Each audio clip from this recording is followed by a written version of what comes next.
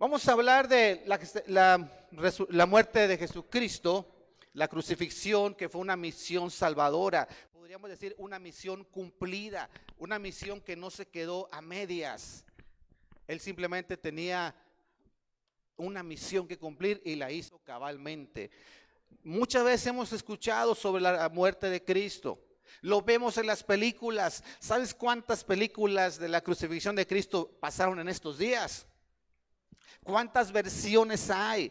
Hay mexicanas, norteamericanas, europeas, hay de todo. La más impactante que salió en los últimos tiempos, ¿se acuerdan? La Pasión de Cristo, de Mel Gibson, ¿verdad? Sí, era él, ¿verdad? Que él fue el director y todo, y cómo te estremece el ver esos cuadros. Y bueno, se requiere sensibilidad hacia Dios para poder sentir ese momento.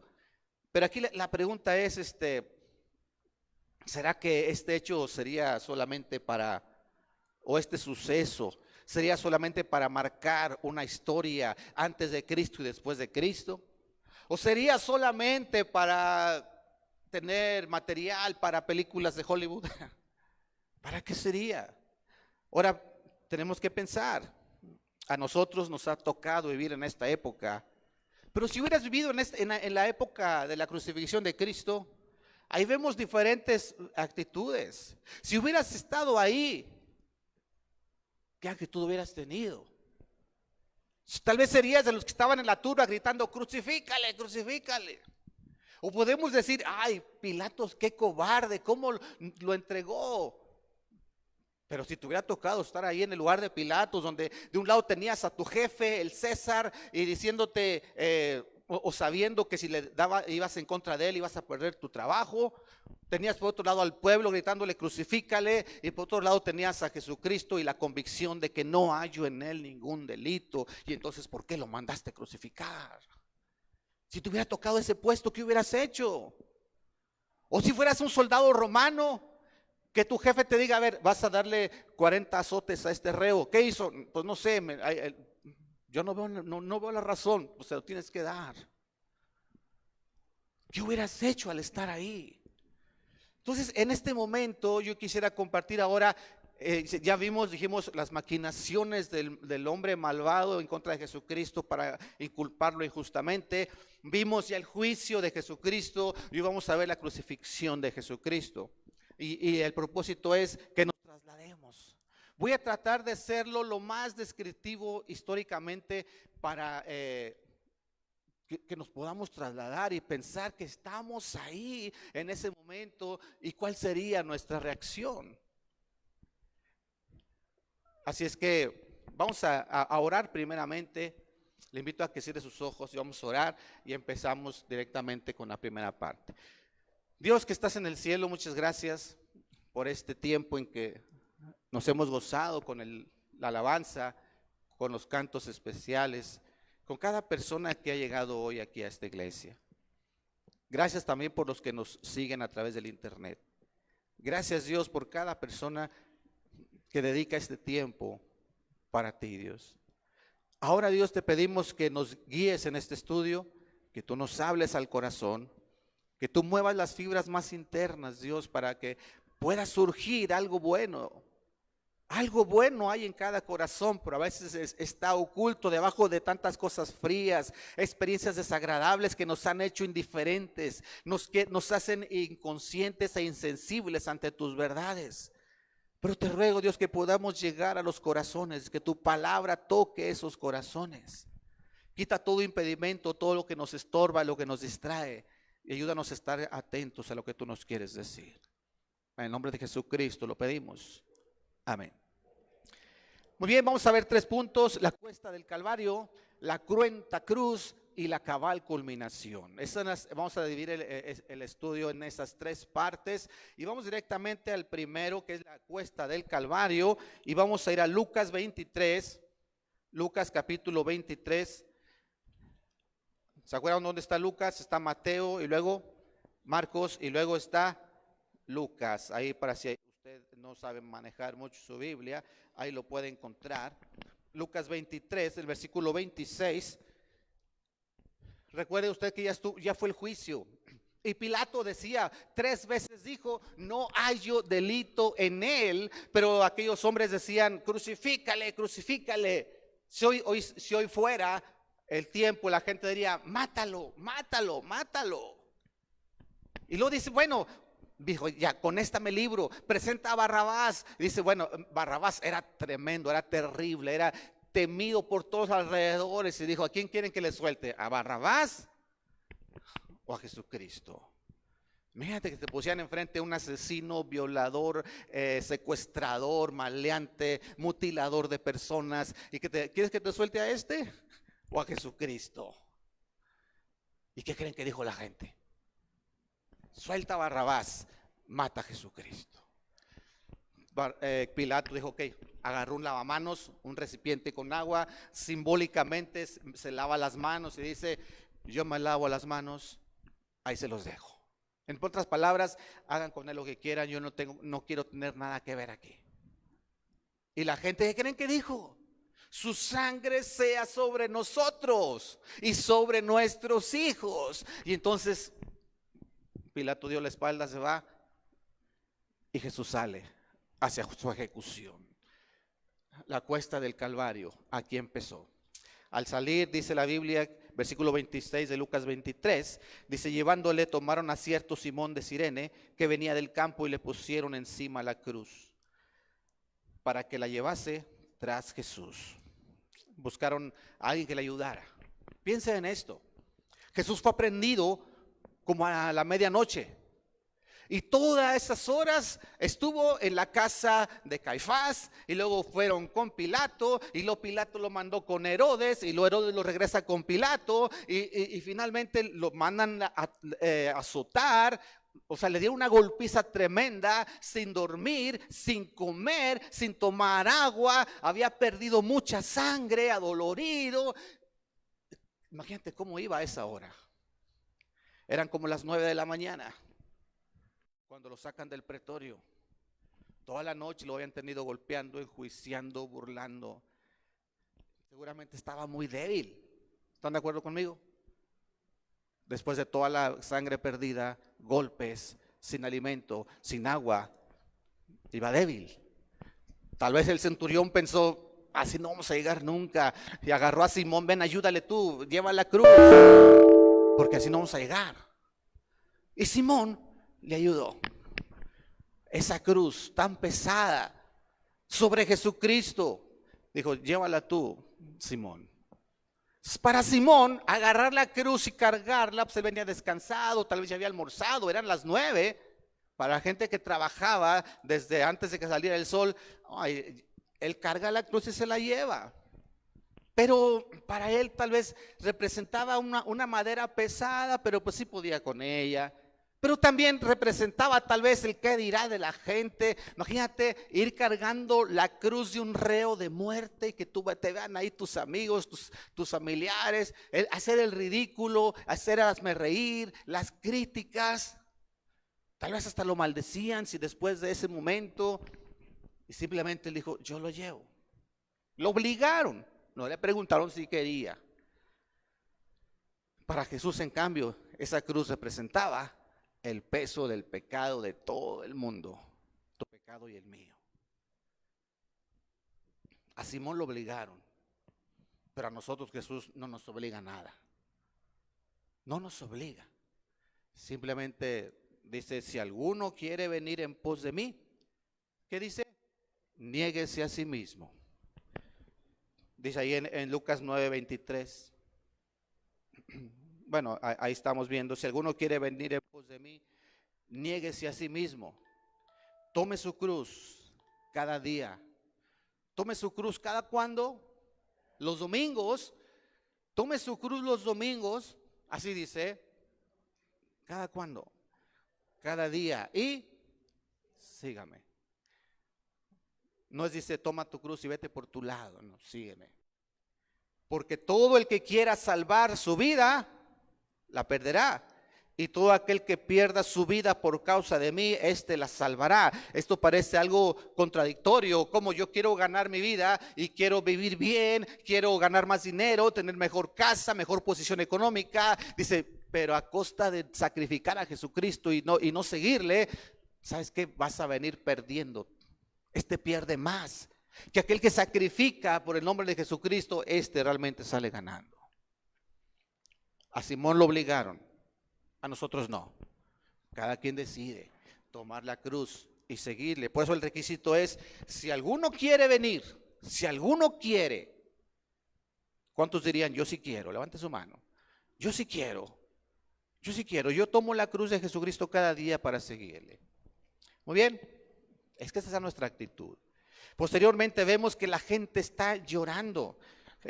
Lucas 23, versículo 27. Y la gente le seguía gran multitud del pueblo y de mujeres que hacían, lloraban y hacían lamentación por él. Yo creo que veían el rostro ensangrentado, que ni se le veía el rostro cubierto en sangre. Ustedes saben que una herida en la cara es escandalosa y sale mucha sangre. Hay muchos vasos sanguíneos que hacen salir mucha sangre. Su cuerpo hecho una llaga por tanto latigazo que le dieron. Dice la Biblia ahí en Isaías que su cuerpo fue hecho una llaga. No dice que se le hicieron llagas. Todo su cuerpo una llaga. Y verlo caminar por la calle es algo impresionante, si tú te imaginas. ¿Estamos de acuerdo? La gente, sobre todo las mujeres, llorando por ver aquel espectáculo tan grotesco. Pero ¿qué dice Jesús? Hijas de Jerusalén, no llores por mí. No lloren por mí, dice, sino lloren por ustedes mismas y por sus hijos. Porque aquí vendrán días que dirán, bienaventuradas las estériles y los vientres que no concibieron y los pechos que no criaron. Esta última frase se refiere a la venida de Jesucristo, cuando habrá sufrimiento y dolor. Pero dice, no lloren por mí. ¿Sabes por qué? Porque Jesucristo ya sabía lo que venía. Ya sabía que tenía que enfrentar eso. Y obedientemente lo enfrentó por amor a nosotros y por obediencia a su Padre. Él sabía, ya sabía desde antes que le iba a pasar eso, y sabía lo que faltaba todavía. Él sabía que le iban a traspasar las manos con los clavos. Él sabía que tenía que ser crucificado. Sabía que moriría y al tercer día resucitaría. Pero en cambio, dice, lloren por ustedes y por sus hijas. Porque aquel que no toma en serio el sacrificio de Jesucristo, aquel que no recibe a Jesucristo en su corazón, aquel que no le entrega en realidad su vida o lo hace solo de dientes para afuera, ese realmente estará sufriendo no 3 días, sino por la eternidad.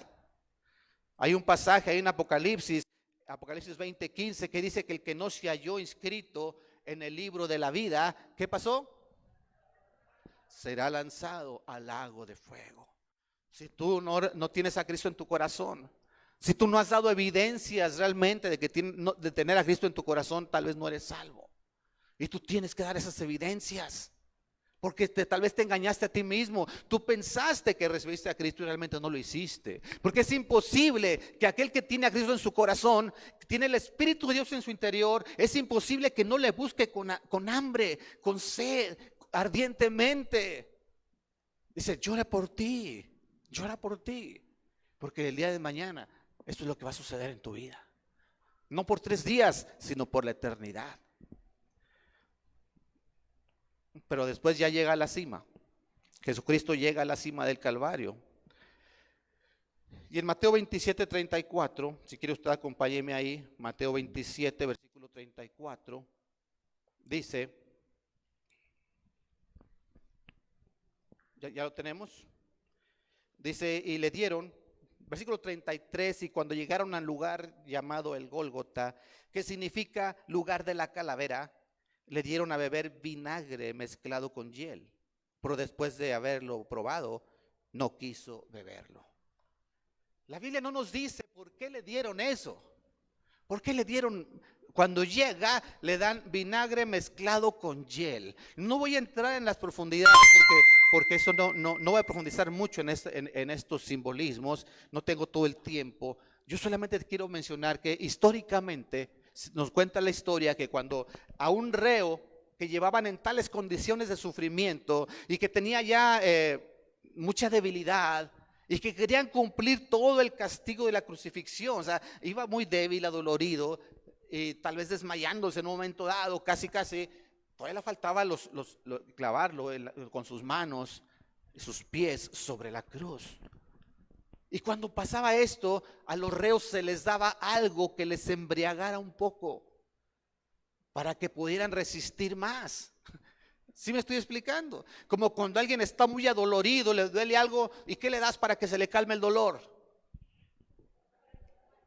Un paracetamil, bueno, un paracetamol, ¿qué más? A ver, las señoras saben de esto. Diclofeque, naco, keto, orolaco, ibuprofen. Ya ustedes saben. Pero hay quienes dicen, no hombre, échate una copita y se te olvida todo. Sí han escuchado esa frase, ¿no? Ahora, ¿quién lo ha hecho? Tú lo has hecho. Y si funciona. Y entonces ese método usaban. En aquel tiempo no había paracetamol, ibuprofeno, no había eso. Simplemente les daban algo que embriagara un poco para que mitigara un poquito el dolor y pudiera seguir adelante, ¿sí? Y terminar el castigo que querían darlo. Pero Jesús simplemente lo rechazó. ¿Por qué lo rechaza? Porque simplemente él quería sentir al 100% cada latigazo, los clavos en sus manos, la corona de espinas. Él no quiso disminuir ni siquiera un gramo del peso del pecado sobre su cuerpo. Él quería sentir todo. Quería sentir todo el castigo que Dios tenía para él por estar cargando no su pecado, sino el tuyo y el mío. En otras palabras, él no quiso sacarle la vuelta al castigo. No quiso cumplir su misión desde un punto más cómodo. No quiso cumplir desde una comodidad, sino quiso enfrentar al 100% lo que debía de ser. ¿Verdad que muchos cristianos hoy en día queremos una vida cristiana, pero que no me mortifique mucho, que no me comprometa mucho, que no me afecte tanto? Haz cuenta que estás echando tus shots de tus caballitos para no. ¿Sí me explico? Eso representaría que Jesucristo dijo, no, yo quiero enfrentar al 100% ese dolor que tengo que enfrentar.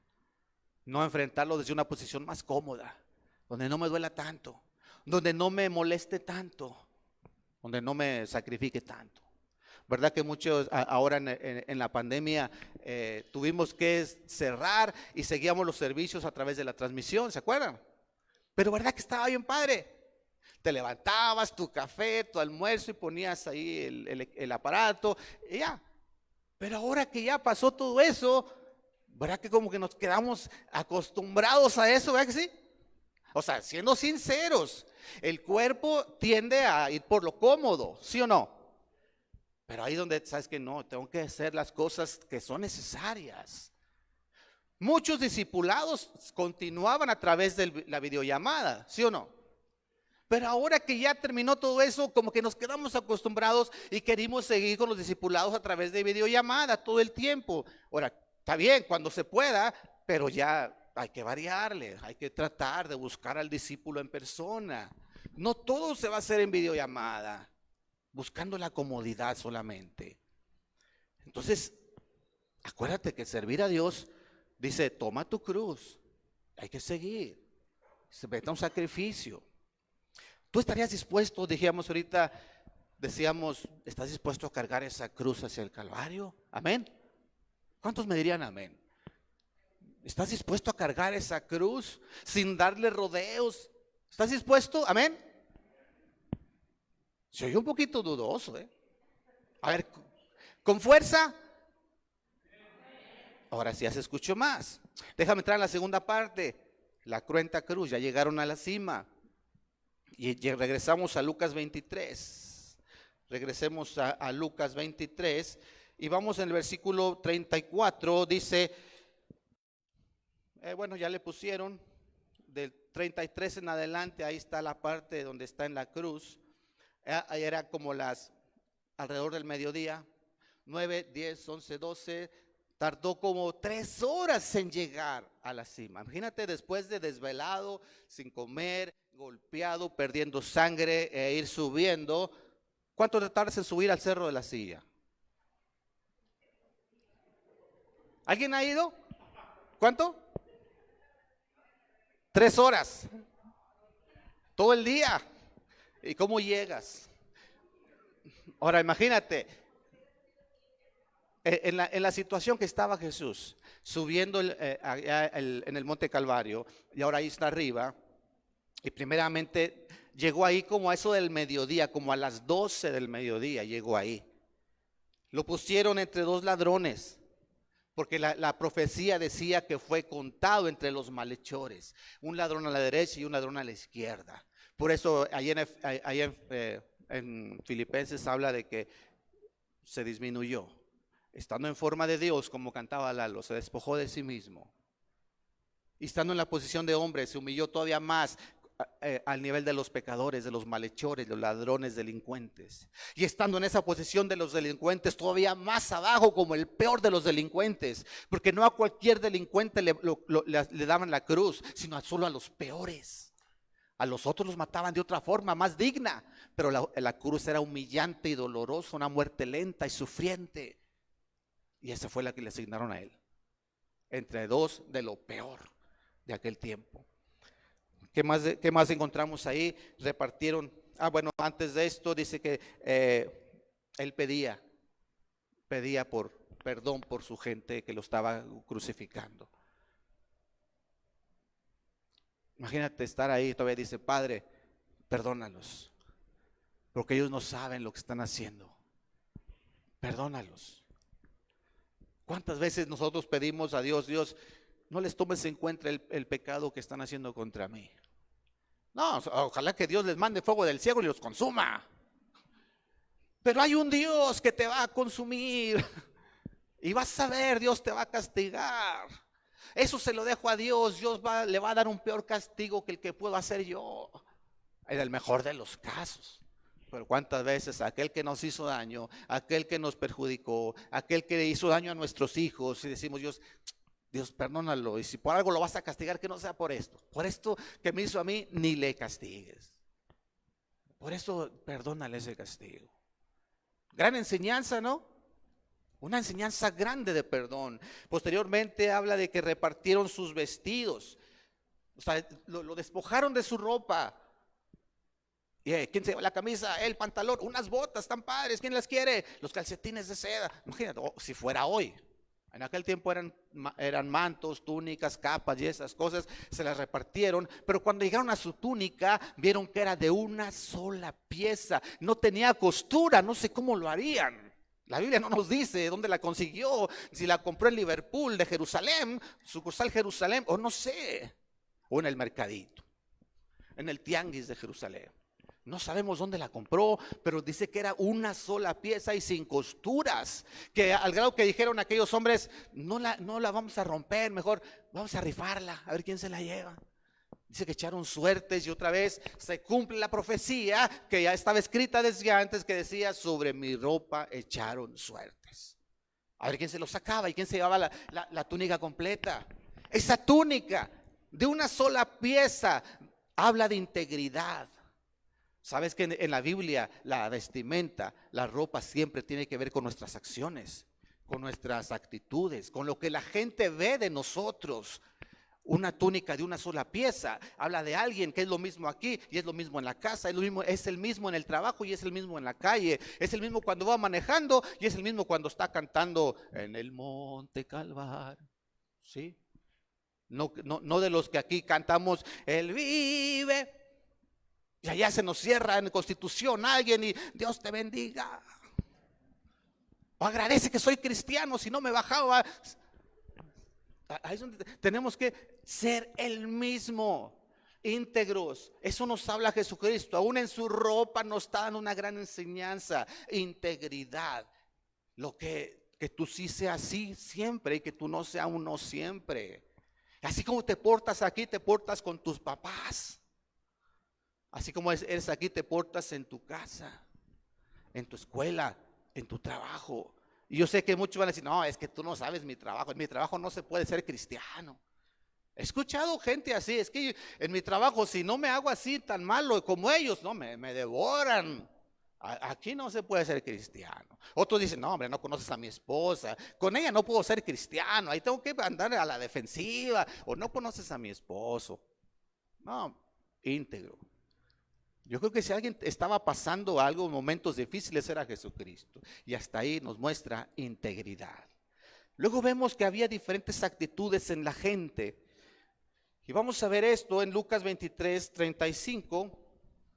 Primeramente, en adelante, hasta el 43, vemos 5 tipos de actitudes. Unas son burlas, pero solamente una, actitud positiva. Vamos a ver la primera. Primeramente, los que pasaban. En Mateo 27, 39 dice, y los que pasaban le injuriaban menando la cabeza y diciendo, tú que derribas el templo y en 3 días lo reedificas, levántate, pero sálvate a ti mismo si eres hijo de Dios y desciende de la cruz. Eso decía la gente que pasaba, los judíos, sus hermanos judíos, sus compatriotas. Eso le estaban diciendo. Los judíos se sentían afectados en una tradición y decían, ¿por qué este es igual que yo? Es hijo del carpintero, es hijo de doña María, la de la esquina. ¿Qué tienen mejor que yo? Es hijo de don José, el que hace muebles de madera. ¿Por qué él va a ser mayor que yo?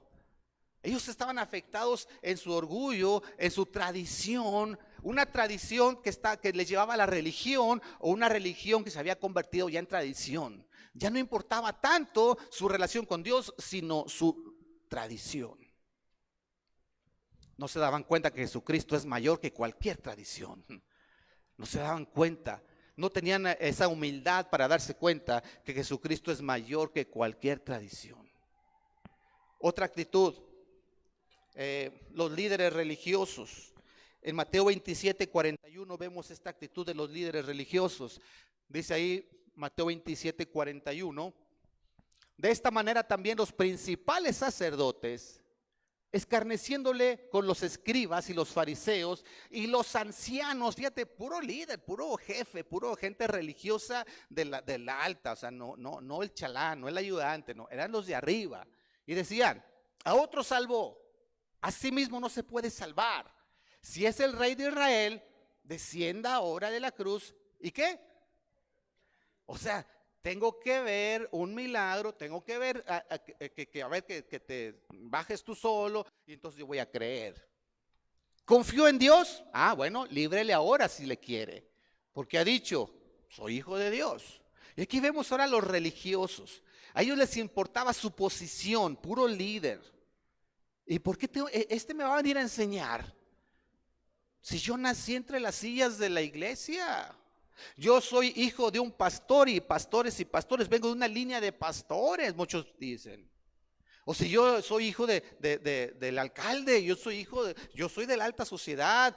Esto está hablando de pura gente, aparte de ser religiosos de puesto alto, ellos eran de alta sociedad por el puesto que tenían. Ellos estaban viendo afectados en su posición y en su religión. No se daban cuenta que Jesucristo es mayor que cualquier posición social, posición económica, es mayor que cualquier religión. Porque Jesucristo no te ofrece una religión, ni te invita a una religión, te invita a tener una relación con Dios, una relación verdadera, no una relación de cada domingo, una relación donde hay que llevar su cruz cada día, y seguirle sin sacar la vuelta por las partes cómodas, sino constantemente. Otra actitud más, la vemos en los soldados. En Lucas 23, 36, dice, los soldados también le escarnecían, acercándose y presentándole vinagre y diciendo, si eres el rey de los judíos, sálvate a ti mismo. Qué interesante, los soldados eran los soldados más fuertes de aquel tiempo, los soldados más fieros, los más duros, los más temidos de aquella época. Eran fuertísimos, eran crueles y ellos también se estaban burlando. O sea, ellos no podían ver a alguien mayor que ellos. Eran reconocidos y respetados, no solo en Jerusalén y en Roma, en todo el mundo conocido. Veían a un soldado romano y lo respetaban. ¿Y cómo un hijo de un carpintero se iba a ser el rey de Israel si ellos tenían un rey que era César, el César romano? Ellos estaban viendo afectados en su orgullo, en su orgullo. Un soldado con todo su uniforme de gala y todo eso, ¿cómo se va a humillar delante de un carpintero que anda entre los pescadores? Y los pescadores eran de lo más bajo de la sociedad, que comía con las prostitutas y platicaba con ellos, que platicaba con los cobradores de impuestos, que eran también considerados casi traidores. Ellos eran soldados de Roma, y un soldado de Roma no se rebajaba. Orgullo. ¿Sabes que mucha gente no quiere buscar a Dios por orgullo? Porque para seguir a Jesucristo se requiere humildad. Y la humildad va directamente en contra de el orgullo. El orgullo es el primer pecado que existió cuando Satanás, o aquel ángel llamado Lucero, se rebela contra Dios. Fue la soberbia, que es querer ser igual a Dios, querer ser grande. Y eso nos impide ser humildes y obedecer a Dios. El orgullo, eso que nos dice, oye, estamos haciendo una invitación, ¿cuántos quieren entregar su vida a Cristo? No, híjole, ¿qué van a pensar la gente de mí? Yo te invito a que vengas a orar aquí. Y van a decir, no, yo quiero ir, pero no, me van a ver y qué oso yo allá adelante. Van a decir que soy bien pecadorzote. No, como yo voy a estar llorando por el canto de la cruz del Calvario. No, estoy aguantándome. No voy a llorar, tengo que aguantar. Orgullo, que me vean con lágrimas en mis ojos. ¿Verdad que sí? El orgullo nos impide ser sensibles a la voz de Dios. Y fue lo que le estaba pasando a estos soldados. Otra actitud, la actitud de Pilato. ¿Se acuerda usted que Pilatos, él decía, yo no encuentro delito en él? 3 días, 3 veces lo dijo, no encuentro delito en él. Sin embargo, así lo mandó matar. Por eso luego puso un letrero en la arriba de la cruz, y ese letrero decía, Jesús Nazareno, Rey de los Judíos. Y dice que le escribió un título en latín, en hebreo y en griego, y para que todo el que pasara lo viera. Entonces dice que le decían los principales sacerdotes, no escribas Rey de los Judíos, sino él dijo que era Rey de los Judíos. Y Pilatos dijo, no, espérame, ya lo que escribí está escrito. Él lo puso si analizamos la actitud de Pilatos, un poquito tratando de entender su corazón, él sabe que hizo injustamente, pero está queriendo como sobar un poquito, como todo el coscorrón, y luego te sobo. Cometo el error y luego lo tapo. ¿Sí me estoy explicando? Trato de suavizar el error que ya cometí. Esa es otra actitud. Pilato tuvo en sus manos la oportunidad de soltar al justo o liberar al justo, pero guiado por la presión de la multitud y de su trabajo, hizo lo incorrecto. A veces tratamos de encubrir un mal comportamiento. ¿Cuántos venimos a la iglesia con la actitud de me he portado mal, he andado mal en la semana, hice cosas que no debí, pero vengo, bueno, a ver si Dios me compensa y Dios valora que vine a la iglesia? O sabes que voy a sacar un montón de ofrenda y de diezmo, voy a dar para cubrir un poquito lo mal que me he portado. Eso no funciona. Eso no funciona. A Dios no lo podemos sobornar. No sé, ¿cómo se le llama cuando te para el tránsito? Joven, iba a 120 en un zona escolar. ¿Y lo que hacemos? Hombre, oficial, ¿qué hace la gente? ¿Cómo se le llama eso? Soborno, eso es soborno. Para que pensamos que bueno, sí hice mal, pero te doy esto y ya me dejas ir. Un oficial justo te va a decir, no, ahora hasta doble multa por querer sobornarme. ¿Estamos de acuerdo? Pero a veces queremos hacer con Dios lo mismo. Queremos hacer con Dios lo mismo, como que me he portado mal, pero ¿sabes qué? Mira, ahí te va un diezmo, ahí te va una ofrenda. Voy a la iglesia el domingo. No, eso no funciona. Así no es. Es agradar a Dios de corazón. Otra actitud, uno de los malhechores, uno de los ladrones que estaban en la cruz, Lucas 23:39, nos dice, y uno de los malhechores que estaban colgados le injuriaban diciendo, si tú eres el Cristo, sálvate a ti mismo y a nosotros. Si tú te das cuenta, él está también sufriendo la cruz, pero está buscando un provecho para él. La actitud de, ¿y yo qué gano? La actitud de, ¿qué hay para mí? ¿En qué me voy a beneficiar yo? Si voy a la iglesia, bueno, yo voy a la iglesia para que Dios me bendiga. Y a veces cometemos el error de decirle a nuestros hijos, es que ve a la iglesia, quieres que Dios te bendiga y no vas a la iglesia. ¿Cuántos han escuchado esa frase? No levanten su mano, pero hemos escuchado esa frase. ¿Quieres que Dios te bendiga en tu escuela, en tu trabajo? Pues ve a la iglesia, así no te va a bendecir Dios. Entonces estamos fomentando la cultura de voy a la iglesia para que ganes algo. ¿Qué gano yo? La actitud del ¿qué gano yo? Y sabes una cosa, es una actitud equivocada. Nosotros venimos a la iglesia porque amamos a Dios, ¿estamos de acuerdo? Y porque estamos agradecidos por ese sacrificio que Jesucristo hizo en la cruz. Es más, yo vengo a la iglesia porque Jesús ya dio todo por mí, no para que me dé algo. Ese es el punto. Tenemos que buscar a Dios con humildad. La actitud de ¿qué gano yo? Es una actitud egoísta, centrada en uno mismo. Pero mira la última actitud, una actitud correcta. En Lucas 23:41, 40 dice, respondiendo el otro ladrón, diciendo, ¿ni aún temes tú a Dios estando en esta misma condición? O sea, estás tocando fondo y aún no te arrepientes. Te está yendo como en feria. Estás viendo que tus hijos ya no te respetan, que tu esposa ya no te quiere, que tu esposo ya no te, ya ni te aprecia. Estás viendo que te está yendo bien mal y todavía aún así no te das cuenta que Dios te está hablando. Hey, ven, regresa.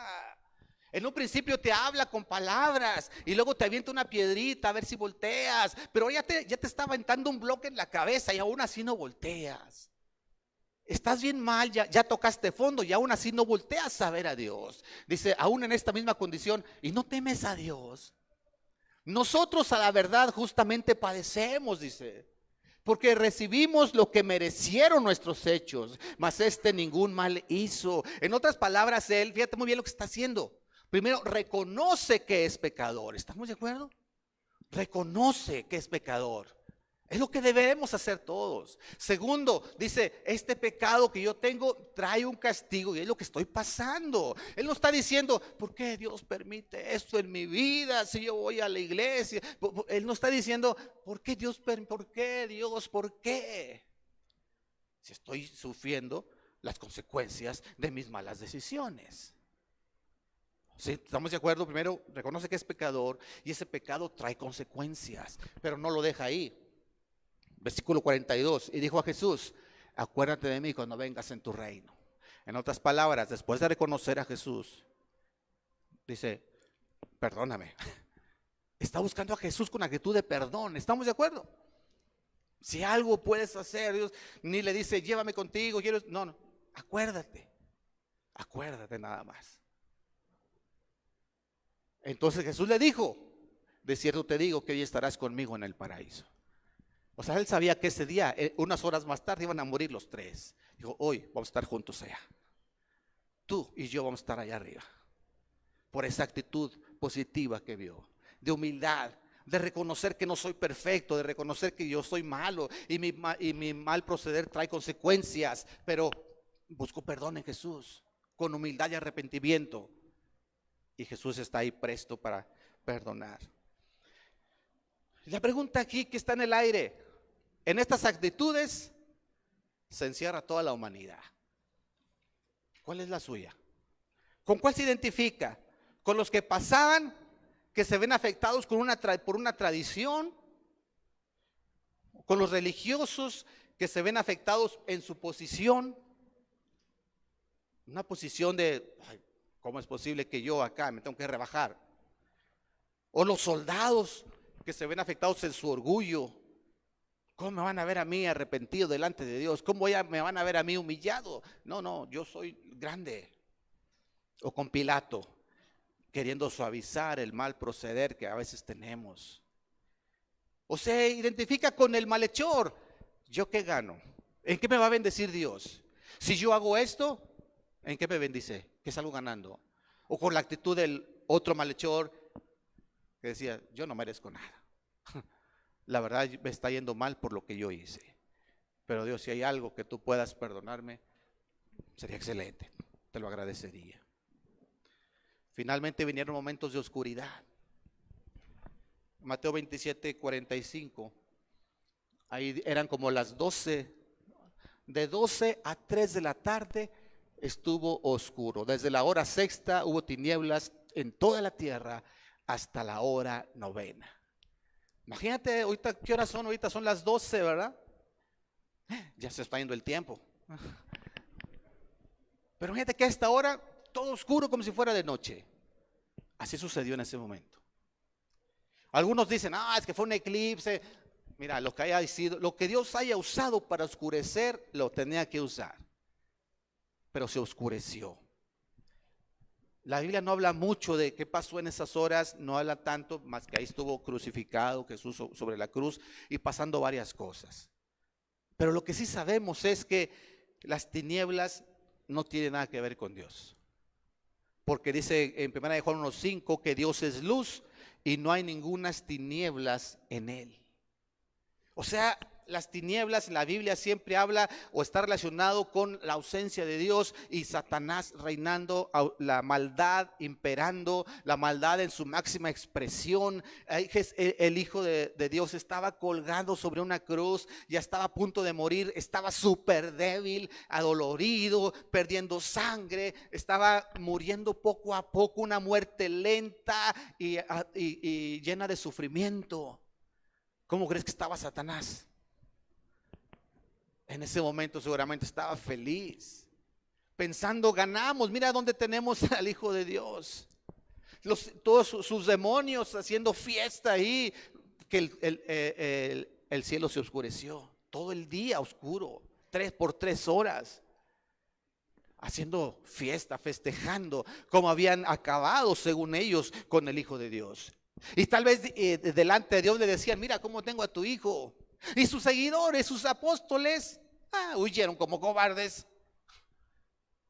3 horas de celebración que tuvieron esas fuerzas demoníacas. 3 horas de oscuridad. Todo estaba en tinieblas. Podríamos imaginar a Satanás riendo a carcajadas por lo que había logrado hacer. Aparentemente había ganado. 3 horas. Hasta que llegaron cerca de las 3 de la tarde. Y Jesucristo exclama. Y aquí empezamos una cabal culminación. La exclamación de Jesucristo. Dios mío, ¿por qué me has desamparado? ¿Imaginas qué estaría sintiendo Jesucristo? La ausencia de Dios. La ira de Dios, toda la fuerza de la ira de Dios sobre él. Satanás y sus demonios festejando. Ya lo podía percibir. Dios mío, ¿por qué me has desamparado? Y antes de continuar, ¿quisieran escuchar otra vez el especial de Tania? ¿Sí? Vamos a pedirle a Tania que nos comparta otra vez antes de terminar esta parte. Pero usted piense en ese momento. Yo quisiera que usted piense y vea a Jesús en la cruz en su mente. Todo oscuro. Y en medio de las tinieblas escucha la voz, tal vez retumbó por todos los aires. Dios mío, ¿por qué me has desamparado?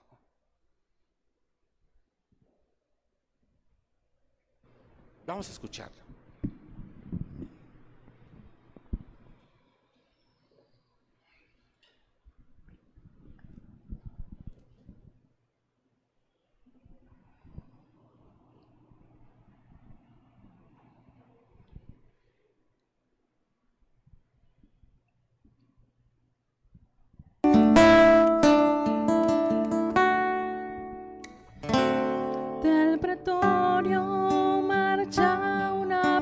procesión con rumbo al Calvario, sufriendo va un varón. A las 9 de la La mañana, cruz sobre su espalda, rumbo al Calvario. llagándole está.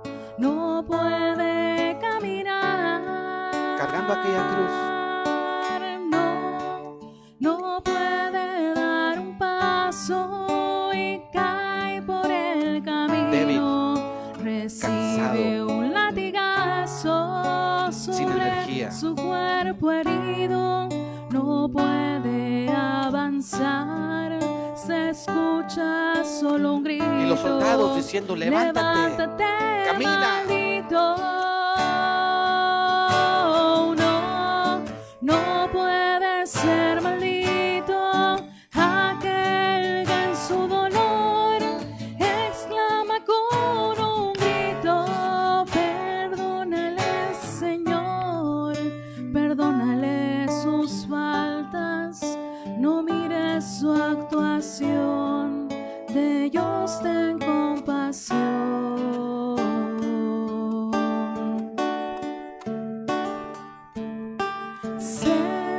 Sed tengo de un amigo, Sed tengo, decía de Jesucristo. amor, sed tengo de un hermano que sienta compasión. Así es como nos Que busca, acepte esta sangre, como nos llama. que derramando estoy por su salvación. No puede dar un paso y cae por el camino. Recibe un latigazo sobre su cuerpo herido. No puede avanzar, se escucha solo un grito: levántate, maldito. No puede ser maldito aquel que en su dolor exclama con un grito: perdónales, Señor, perdónale sus faltas, no mires su actuación, de ellos ten compasión.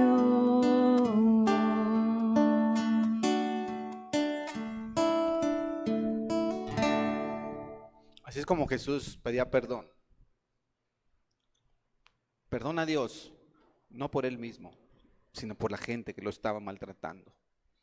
Y estando en la cruz, en medio de aquella oscuridad: Dios mío, ¿por qué me has desamparado? Ahí estaba sintiendo todo el peso de la ira de Dios sobre su persona. Luego, según Mateo 27:48, dijo: tengo sed. Y le dieron a beber vinagre. Y también para que se cumpliese la profecía que decía que en Salmo 69:21, ustedes lo pueden anotar, era una profecía. Estaba mostrando una necesidad física. Su parte humana le estaba pidiendo. O sea, muchos dicen: no, pues si era Dios, qué fácil estar ahí. Ahí está mostrando, se toma el tiempo de mostrar que está sintiendo en su cuerpo como tú y yo sentiríamos. Igual, no está sintiendo menos por ser hijo de Dios. Está teniendo sed también, pero le dan vinagre. Posteriormente, Juan 19:30, él dice: consumado es. Imagínate aquella celebración que tenían los demonios, Satanás, felices, sabiendo que ganamos la victoria, tenemos la victoria, hemos derrotado al Hijo de Dios. Pero se escucha el retumbar en todo el universo de aquella frase: consumado es, consumado es. Y voltean: ¿qué? ¿Perdiste? No, todo está consumado, porque todo fue de acuerdo a un plan ya prescrito. Y entonces quizás se dieron cuenta ahí los demonios: ¿qué hicimos? Nos han derrotado. Colosenses 2:13 nos dice: y a vosotros, estando muertos en pecados y en la incircuncisión de vuestra carne, os dio vida juntamente con él, perdonándoos todos los pecados, anulando el acta de los decretos que había contra nosotros, que nos era contraria, quitándola de en medio y clavándola en la cruz, y despojando a los principados y las potestades, y los exhibió públicamente, triunfando sobre ellos en la cruz. Ahí fue su victoria final. Esa acta que nos condenaba al infierno, dice, Él la destruyó. Y aquellos demonios y a Satanás mismo, dice, los exhibió, los puso en ridículo en la cruz, para que tú y yo podamos ser salvos. Ahí fue la victoria final de Jesucristo. La derrota, el golpe final. El golpe final que Él dio contra Satanás. Desde entonces Satanás ya está derrotado. Ya no tiene autoridad sobre nosotros, pero a veces nosotros se la queremos conceder y le permitimos que Él nos maneje a su antojo, pero ya tenemos la autoridad que Jesucristo ganó sobre Él, esa victoria. Y así fue como la victoria final fue de Jesucristo. Lucas 23:46, Él dice, Padre, en tus manos encomiendo mi espíritu. Y dice que habiendo dicho esto, expiró. Entregó el espíritu a Dios. No había alguien mejor a quien encomendar su espíritu. Había cumplido su trabajo. Después de decir consumado es, le entregó su espíritu a Dios. Luego la tierra tembló. Bueno, el velo del templo se rasgó en dos. En ese momento, cuando Jesús expira, el velo del templo se rasga, porque solamente la gente podía entrar a un lado del templo, pero luego había un velo, y al otro lado del velo solo entraba el sacerdote una vez al año, pero nadie más. Al romper ese velo significa que todos tenemos acceso a Jesucristo, tenemos acceso a Dios a través de Jesucristo. No hay diferencia. Usted, no importa qué tan malo haya sido, qué tan pecador haya sido, tú tienes acceso a Dios a través de la sangre de Jesucristo. En ese momento la tierra tembló. Dice que un sismo de tal magnitud que las rocas se partían. ¿Y sabes qué pasó? Algunos sepulcros se abrieron. Sepulcros de gente que había sido fiel a Dios en su vida. Dice sepulcros de santos, cuerpos de santos, y se levantaron. Algunos cuerpos se levantaron y anduvieron entre la gente por el resto de unos días más, no sabemos cuánto. Eso es solamente un adelanto de lo que sucederá cuando Jesucristo regrese. Sucedió cuando se fue y sucederá cuando regrese. Habrá desastres naturales, habrá terremotos y los sepulcros se levantarán. Y dice la Biblia que los muertos en Cristo se levantarán primero para ir a encontrar a Jesucristo en el aire. Si tú le entregas a Jesucristo tu vida, tú vas a ser de esos que se le van a levantar para ir a la presencia de Dios. Pero dice que otros se levantarán para condenación eterna. Aquellos que rechazaron a Jesucristo se levantarán para condenación eterna. Dice ahí en Tesalonicenses 4:16, porque el Señor mismo con voz de mando y con voz de arcángel y con trompeta de Dios descenderá del cielo, y los muertos en Cristo resucitarán primero. Ya todo estaba consumado. El Hijo de Dios había expirado, había entregado su espíritu a Dios. Pero ¿qué de los que se quedaron? Aquel centurión que iba dirigiendo toda esa organización, todo el movimiento de crucifixión de Jesucristo, toda la ejecución, el que le encargaron la misión de ejecutar a Jesucristo. Al ver todo lo que estaba pasando, el terremoto, la oscuridad, los sepulcros, el velo y todas estas cosas que pasaron, aquel centurión dice, verdaderamente este era Hijo de Dios. Tal vez dijo, ¿qué hicimos? ¿Qué hice? Tal vez pasó por su cabeza, he crucificado a un inocente, he crucificado al Hijo de Dios. Pero ¿sabes qué?